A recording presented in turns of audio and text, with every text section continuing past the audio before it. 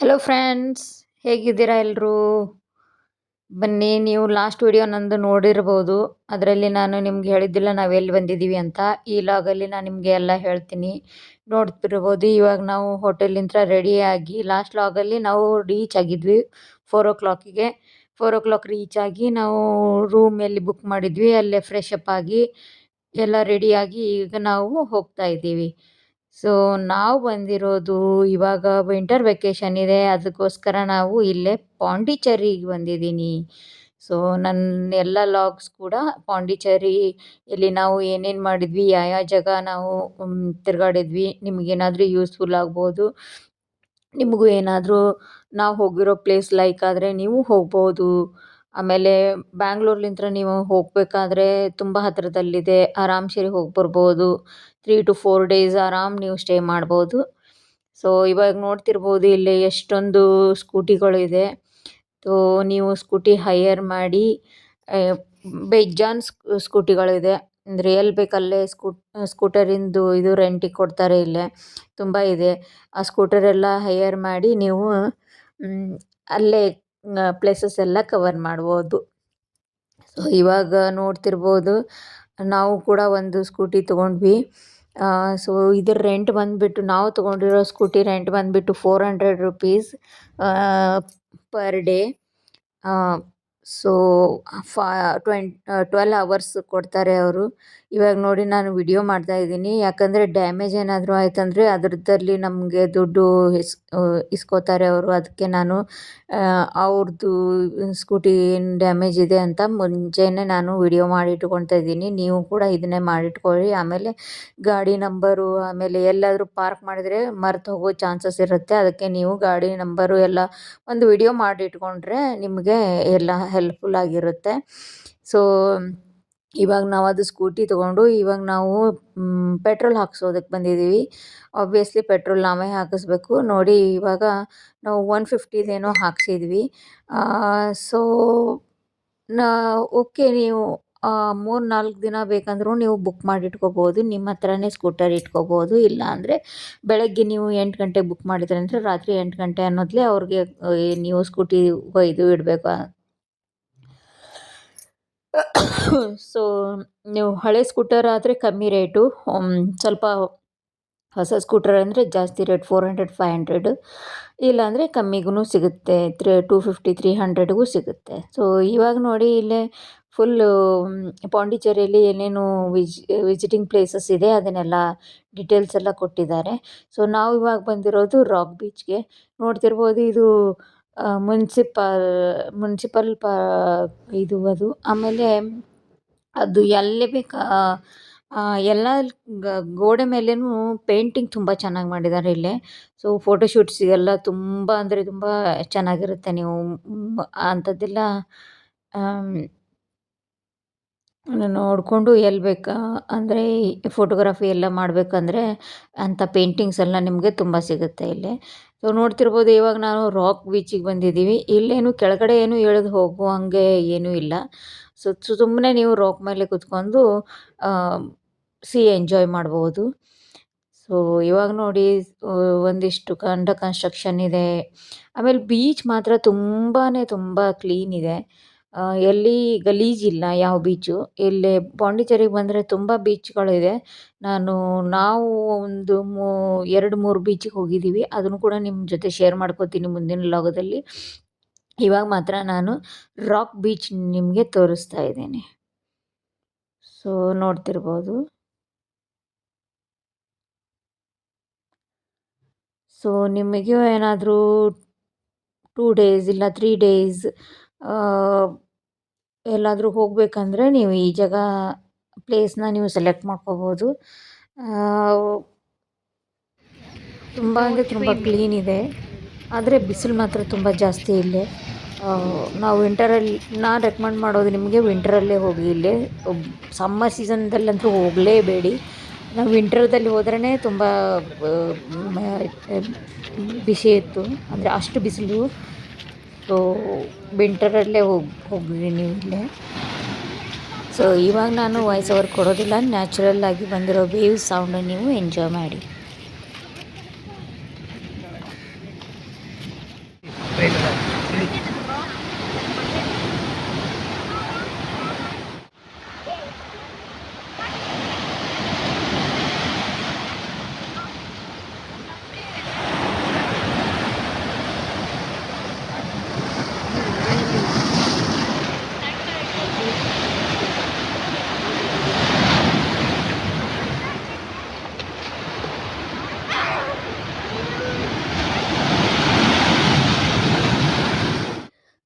ಅಲ್ಲೇ C opposite ಸೈಡ್ದಲ್ಲೇ ಇಲ್ಲೇ old light house ಇದೆ ಇದು. ಇದು ಗೇಟ್ ಮಾತ್ರ ಲಾಕ್ ಇದೆ. ಇದು ವಿಸಿಟರ್ಸಿಗೇನೋ ಅಲೌಡ್ ಇದ್ದಿದ್ದಿಲ್ಲ. ಇನ್ನೂ ಒಂದು ನ್ಯೂ ಲೈಟ್ ಹೌಸೂ ಇದೆ. ನಾವು ಹೋಗಿದ್ದಾಗ ಅದೂ ಅಂಡರ್ ಕನ್ಸ್ಟ್ರಕ್ಷನ್ ಇತ್ತು. ನಮ್ಗೆ ನೋಡೋದಕ್ಕೆ ಸಿಗಲಿಲ್ಲ.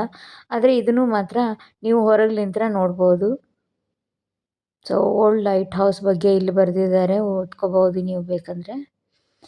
ಸೊ ನಾನು ಗೇಟಲ್ಲಿ ನಿಂತ್ರೇ, ಗೇಟ್ ಲಾಕ್ ಮಾಡಿದ್ರಲ್ಲ ಅಲ್ಲಿ ನಿಂತ್ರೇ ಸ್ವಲ್ಪ ನಾನು ವಿಡಿಯೋ ತಗೊಂಡಿದ್ದೀನಿ.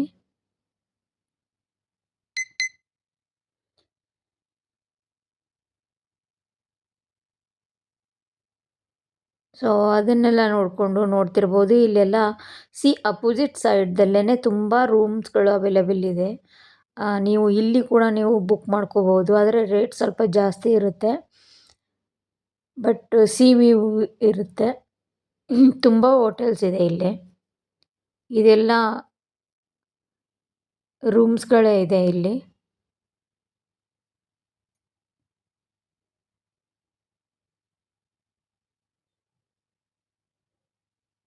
ಸೊ ನೋಡ್ತಿರ್ಬೋದು ಇವಾಗ ಇಂಥ ಬಿಲ್ಡಿಂಗ್ ಪೇಂಟ್ ಮಾಡಿರೋದು, ಆಮೇಲೆ ಬೇರೆ ಅಂದರೆ ಫ್ರೆಂಚ್ ವಿಂಡೋಸು, ಫ್ರೆಂಚ್ ಡೋರ್ಸು ಇಲ್ಲೇನೇ ಇದ್ದಿದ್ದು. ಆ ಸೈಡ್ ಹೋದರೆ ನಿಮಗೆ ಫ್ರೆಂಚ್ ಕಾಲೋನಿನೇ ಸಿಗುತ್ತೆ. ಅಂದರೆ ರಾಕ್ ಬೀಚು, ಫ್ರೆಂಚ್ ಕಾಲೋನಿ, ಒಂದು ಟೆಂಪಲ್ಲು, ವಿನಾಯಕ ಟೆಂಪಲ್ಲು, ಅರಬಿಂದೋ ಆಶ್ರಮ, ಆಮೇಲೆ ಒಂದು ಬಿಗ್ ಗಾರ್ಡನ್ ಇದೆ. ಇದೆಲ್ಲ ಅಲ್ಲೇ ವಾಕೇಬಲ್ ಡಿಸ್ಟೆನ್ಸಲ್ಲೇ ಇದೆ. ಎಲ್ಲ ಒಂದೇ ಜಾಗದಲ್ಲಿದೆ. ನೋಡ್ತಿರ್ಬೋದು ಇಲ್ಲೇ ಅಲ್ಲಿ ಎಷ್ಟೊಂದು ವಾಲ್ ಮೇಲೆಲ್ಲ ಎಷ್ಟೊಂದು ಪೇಂಟಿಂಗ್ ಮಾಡಿದ್ದಾರೆ. ಇಲ್ಲಿ ತುಂಬ ಫೋಟೋಗ್ರಫಿ ಮಾಡ್ತಾರೆ ಇಲ್ಲಿ. ಆಮೇಲೆ ಇಲ್ಲಿ ಜಾಸ್ತಿ ಅಂದರೆ white and yellow and white ವಾಲ್ಸೇ ಸಿಗೋದು ನಿಮಗೆ. ಆಮೇಲೆ ಈ ಥರ ದೊಡ್ಡ ದೊಡ್ಡ ಡೋರ್ಸ್ ಆಗಿರ್ಬೋದು, ವಿಂಡೋಸ್ ಆಗಿರ್ಬೋದು, ಈ ಥರ ಬಿಲ್ಡಿಂಗ್ಸ್ ನಿಮಗೆ ತುಂಬ ನೋಡೋದಕ್ಕೆ ಸಿಗುತ್ತೆ. ಫ್ರೆಂಚ್ ಕಾಲೋನಿದೆ ಒಂದಿಷ್ಟು ವಿಡಿಯೋ ಎಲ್ಲ ಮಾಡ್ಕೊಂಡಿದ್ದೀನಿ ಬಿಲ್ಡಿಂಗ್ಸಿಂದೆಲ್ಲ. ಅದನ್ನು ನಾನು ನಿಮಗೆ ಶೇರ್ ಮಾಡ್ತೀನಿ. ಸೊ ಫೋಟೋಗ್ರಫಿ, ವಿಡಿಯೋಗ್ರಫಿ ಮಾಡೋದಕ್ಕೆ ತುಂಬ ಚೆನ್ನಾಗಿರುತ್ತೆ ಇಲ್ಲಿ. ಆದರೆ ನೀವು ಫೋಟೋಗ್ರಫಿ ಫ್ರೆಂಚ್ ಕಾಲೋನಿಯಲ್ಲಿ ಮಾಡೋದಕ್ಕಿಂತ ಮುಂಚೆ ನೀವು ಲೊಕೇಶನ್ ನೋಡಿಕೊಂಡು ಹೋಗಿ. ಯಾಕಂದರೆ ನಿಮಗೆ ಸಿಗೋದೇ ಇಲ್ಲ. ಅಂದರೆ ಎಲ್ಲ ಬಿಲ್ಡಿಂಗ್ ಮೇಲೇನೂ ಎಲ್ಲ ಬಿಲ್ಡಿಂಗ್ನೂ ಫೋಟೋಗ್ರಫಿಗೆ ಚೆನ್ನಾಗಿರುತ್ತೆ ಅಂತ ಹೇಳೋದಿಲ್ಲ. ಒಂದಿಷ್ಟು ಲೊಕೇಶನ್ಸ್ ಇದೆ, ಅದನ್ನು ನೀವು ಯೂಟ್ಯೂಬಲ್ಲಿ ನೋಡಿಕೊಂಡು ಹೋದರೆ ನಿಮಗೆ ಅದರದ್ದು ಡಿರೆಕ್ಷನ್ಸ್ ಎಲ್ಲ ಕೊಟ್ಟಿರ್ತಾರೆ. ಸೊ ಮ್ಯಾಪ್ ತೊಗೊಂಡು ಹೋದರೆ ಒಳ್ಳೆಯದು. ನಿಮಗೆ ಜಾಸ್ತಿ ಹುಡ್ಕೋದಕ್ಕೆ ಕಷ್ಟ ಆಗೋದಿಲ್ಲ. ಇದು ನೋಡ್ತಿರ್ಬೋದು, ಪಾಂಡಿಚೇರಿ ಮ್ಯೂಸಿಯಮ್ ಇದೆ. ಇದರಲ್ಲಿ ಕೂಡ ನಾವು ಹೋಗಲಿಲ್ಲ. ಸೊ ಒನ್ಸ್ ನೀವು ರಾಕ್ ಬೀಚ್ಗೆ ರೀಚ್ ಆದಿರಿ ಅಂದರೆ, ನಮ್ಮದು ರೂಮೆಲ್ಲಿ ಬುಕ್ ಮಾಡಿದ್ವಿ, ಅಲ್ಲಿಂದ ರಾಕ್ ಬೀಚ್ ತುಂಬ ಹತ್ತಿರ ಇತ್ತು, ವಾಕೇಬಲ್ ಡಿಸ್ಟೆನ್ಸಲ್ಲೇ ಇತ್ತು. ಒಂದ್ಸತಿ ನೀವು ರಾಕ್ ಬೀಚಿಗೆ ರೀಚ್ ಆದ್ರಿ ಅಂದರೆ ಅಲ್ಲೇ ನೀವು ಸುತ್ತಲೂ ಒಂದು 5-6 ಪ್ಲೇಸಸ್ಸನ್ನು ವಿಸಿಟ್ ಮಾಡ್ಬೋದು. ಎಲ್ಲ ವಾಕೇಬಲ್ ಡಿಸ್ಟೆನ್ಸ್ದಲ್ಲೇ ಇರೋದು. ಸೊ ಅದನ್ನೆಲ್ಲ ಮುಗಿಸ್ಕೊಂಡು ನಾವಿಲ್ಲೇ ಏನಾದರೂ ತಿನ್ನಬೇಕು ಅಂತ ನಾವು ಬೆಳಗ್ಗೆ ಬ್ರೇಕ್ಫಾಸ್ಟ್ ಮಾಡಿದ್ದಿಲ್ಲ. ಸೊ ಅದು ಬ್ರೇಕ್ಫಾಸ್ಟ್ ಮಾಡೋದಕ್ಕಂತ ನಾವು ಇಲ್ಲಿ ಬಂದ್ವಿ, ಆದರೆ ಏನೂ ಇರಲಿಲ್ಲ. ಸೊ ಇಲ್ಲೇನು ಗೊತ್ತಾ, ಅಂದರೆ ಸ್ಪೆಸಿಫಿಕ್ ಟೈಮಿಂಗ್ಸ್ ಇದೆ ಇಲ್ಲೇ. ಊಟಕ್ಕಾಯಿತು, ಬ್ರೇಕ್ಫಾಸ್ಟ್ಗಾಯಿತು, ಯಾವುದಾದ್ರೂ ಟೈಮ್ದಲ್ಲಿ ಹೋದರೆ ಎಲ್ಲನೂ ಸಿಗುತ್ತೆ ಅಂತ ಹೇಳೋದಕ್ಕೆ ಬರೋದಿಲ್ಲ ಇಲ್ಲೇ. ಸೊ ಅಲ್ಲೇನು ಬ್ರೇಕ್ಫಾಸ್ಟ್ ನಮಗೆ ಸಿಗಲಿಲ್ಲ ಅಂತ ನಾವು ಇಲ್ಲೇ ಬೇಕ್ರಿ ಟೈಪ್ ಇತ್ತು ಇಲ್ಲೇ, ಇಲ್ಲಿ ಬಂದಿದ್ದೀವಿ. ಸೊ ಇಲ್ಲಿ ನಾವು ಇದೊಂದು ಸ್ಯಾಂಡ್ವಿಚ್ ಆರ್ಡರ್ ಮಾಡಿದ್ವಿ. ಆದರೆ ತುಂಬಾ ಕಾಸ್ಟ್ಲಿ ಈ ಸ್ಯಾಂಡ್ವಿಚ್ಗೆ. ಆದರೆ ಟೇಸ್ಟ್ ವೈಸ್ ಅಷ್ಟೊಂದು ಸರಿ ಇದ್ದಿದ್ದಿಲ್ಲ.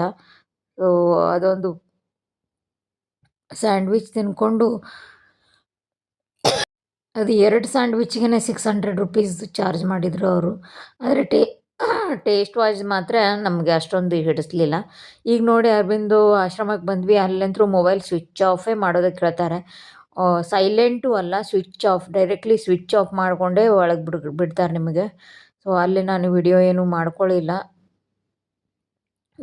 ನೋಡ್ತಾ ಇರ್ಬೋದು, ಇದು ಅದೇ ಆಶ್ರಮದ ಹೊರಗಡೆದ್ದು ಸ್ಟ್ರಕ್ಚರ್ ನಿಮಗೆ ತೋರಿಸ್ತಾ ಇದ್ದೀನಿ. ಇಲ್ಲಿನೂ ಫೋಟೋಗ್ರಫಿ ತುಂಬ ಜನ ಮಾಡ್ಕೋತಾರೆ. ಹೆರಿಟೇಜ್ ಡೋರ್ಸ್ ತುಂಬ ಇದೆ ಇಲ್ಲಿ. ಸೊ ವಿಡಿಯೋಗ್ರಫಿ, ಫೋಟೋಗ್ರಫಿ ಮಾಡೋದಕ್ಕೆ ಒಳ್ಳೆಯದು. ಆದರೆ ನೀವು ಬರಬೇಕಾದ್ರೆ ಟ್ರೈಪಾಡ್ ಥರ ಇಂಥದ್ದೇನಾದರೂ ತೊಗೊಂಬಂದರೆ ಒಳ್ಳೆಯದು. ಸೊ ನೋಡಿ ಆಶ್ರಮದ ಹೊರಗಡೆನೆ ನೋಡ್ತಾ ಇರ್ಬೋದು, ಇಲ್ಲೇ ಎಲ್ಲ ಶೀಶಲ್ಸ್ ಎಲ್ಲ ಮಾರೋದಕ್ಕೆ ಇಟ್ಟಿದ್ದಾರೆ. ಶಂಕು, ಕೀ ಚೈನು, ಇಯರಿಂಗ್ಸು ಎಲ್ಲ ಶೀಶಲ್ಸಲ್ಲೇ ಮಾಡಿರೋದು. ಹಾರ, ಬಳೆಗಳು ಇದನ್ನೆಲ್ಲ ಈ ಥರದ್ದೆಲ್ಲ ಇತ್ತು. ನಾವೇನು ತಗೊಳ್ಳಿಲ್ಲ ಇದರಲ್ಲಿ.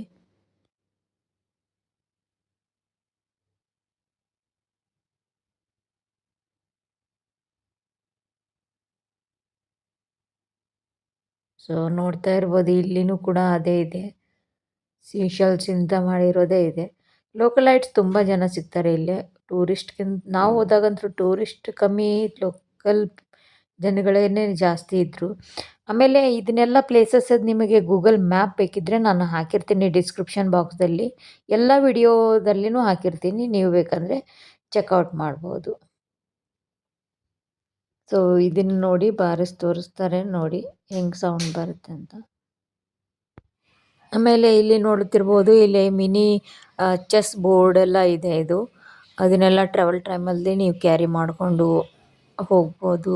ವುಡನ್ ಇತ್ತು ಅದು.